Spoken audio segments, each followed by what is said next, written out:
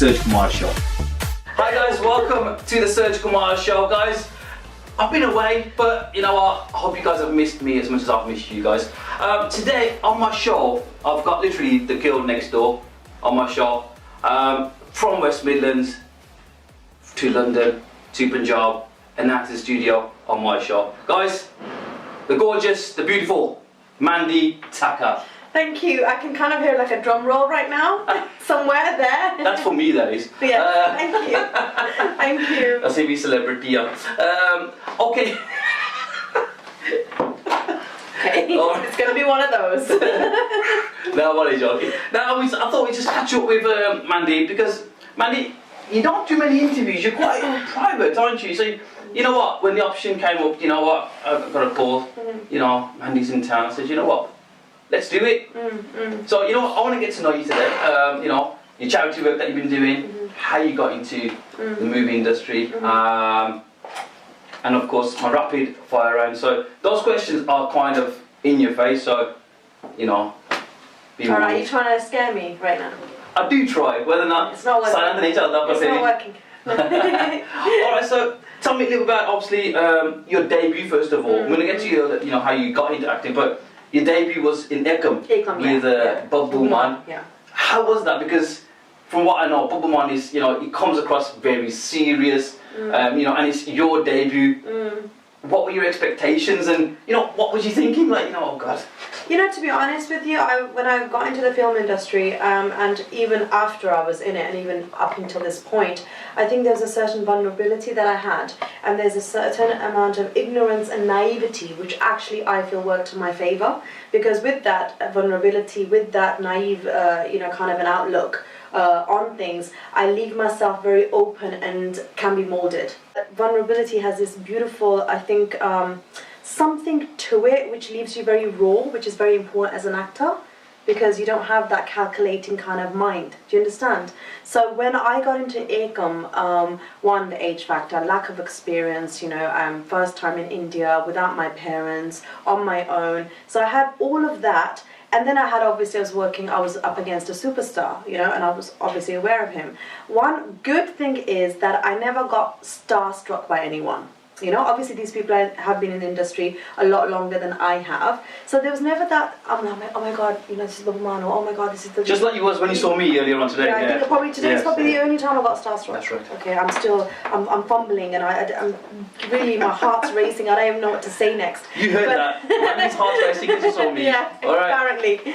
So getting back to the reality of the matter. Yes, okay. So like I said, I didn't get starstruck, and because of that, it allowed me just to see them as co-actors, co-artists, and that is what helped me with my work. How was the directing, you know? Did you get told off? I mean, you know, was stuff going your way or not going your way? Because, you know, I've been on set, and sometimes working with guys from India, it's a whole different ballgame. It's very laid back. You know, and that's it. It's like that. But see, times have changed. I mean, like you know, when I started, it was 2010. The industry was emerging then. It was just starting up. It was just literally like stepping into Punjabi cinema and filmmaking. So I've seen the growth of Punjabi cinema, and that's what's really exciting for me, because I have come in into the film industry at a time where it started off, and I started with it. As the industry is growing, so am I, and that's the lalit, that greed that I have, that okay, the industry is going, let me take it to the next level. Hence why I'm very selective with the kind of movies I do, or how many movies I do, or even the interviews I do, because then I'm like, I kind of think that, okay, how can I take this to the next level, and how can I, obviously there's personal growth you want to grow as an actor, you want to grow as an artist, you want your films to be very different, but overall, like, I feel that sense of responsibility now, that okay, Punjabi cinema's mine, I've got to make sure that we kind of expand. Plus you're a role model as well now, for a lot of British Punjabi girls as well now. Yeah, so that's also there, and in a way I take it as pressure, and in a way I take it as a motivator as well.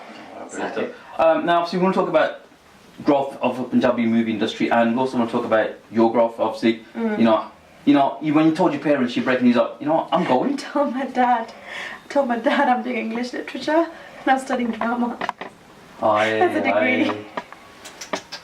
It's alright, it's okay, it doesn't matter. Yeah, It's it okay. probably doesn't, you know. Yeah, I feel bad sometimes, but it's fine. And how was that transition, obviously leaving home, going to London on your own? See, because I had Were you on your own, or did you have any family down there? No, I was on my own, and obviously you live in halls for the first year, which is so much fun, and then you can get your own place and you make your friends and stuff like that. But because in the back of my head, I was like, I've got to quickly finish this because I'm going to get to Mumbai. Yeah. You know, and the only bit of Mumbai I knew was what I've seen on Google or what I've seen in films, you know. So I was expecting a very different world. So anything within England, it just didn't faze me, it didn't scare me. Yeah. From Wolverhampton to London to wherever, that was normal. For me, I had a bigger mission. You know, so everything else just felt really easy. Like, it felt like, okay, I belong in London, that's fine, that's no problem. When I went to Mumbai, even there, I wasn't like, oh my God, like, what the hell kind of a thing.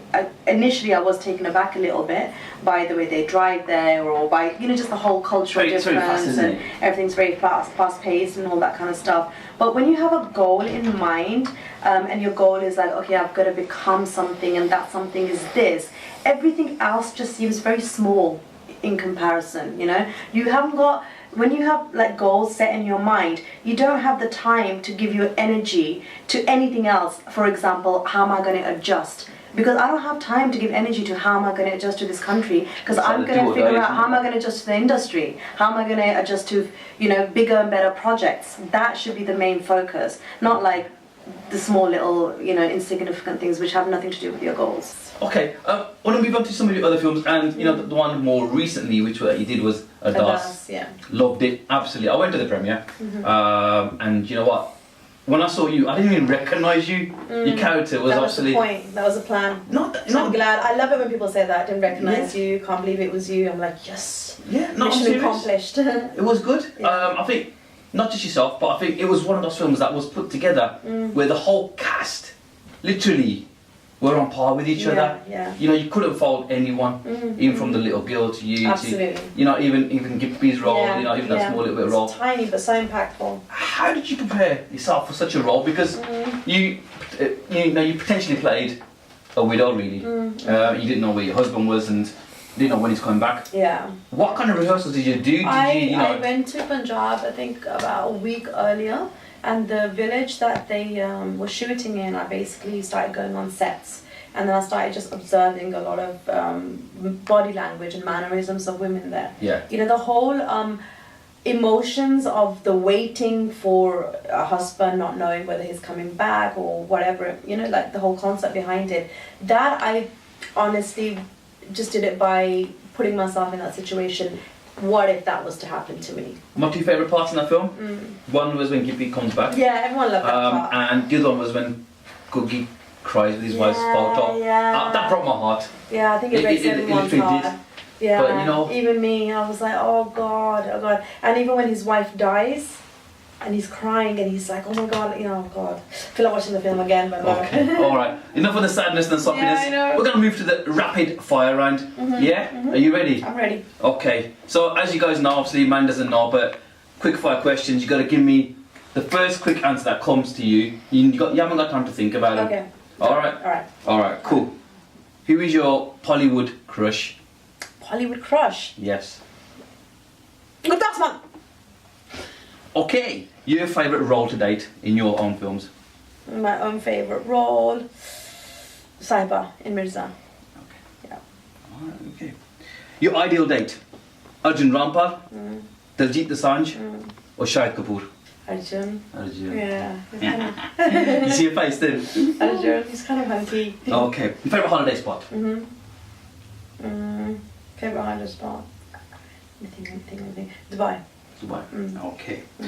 What would you do if you woke up as the following? Nicki Minaj. Look at my ass. Sorry,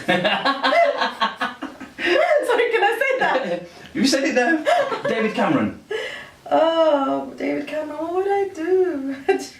Reanalyze everything I've done and not done. Spring rolls or samosa? Both, but samosa first and spring samosa rolls. first. Alright, samosa. Okay. If you were an animal, which animal would you be and why? If I was an animal, if I had to be an animal, I'd be a tigress. Okay. Favourite superhero? Superhero, Superman. Superman? Yeah. Okay. That concludes the rapid fire round and my conversation with the beautiful, stunning Mandy Takhar. Any final words, as you've taken over my show anyway, so go on, do you want to end the show for me Yes, then? I would end the show by saying, I mean no offense to anybody, but this is just all in laughing, joking meanings. Yes, absolutely. Bit of fun, bit of musty. Guys, you've been watching the Surj Kumar show. Guys, email address is down the bottom, surj@theasiantoday.com. Tweet me at surj_Kumar show. And guys, I'll see you soon.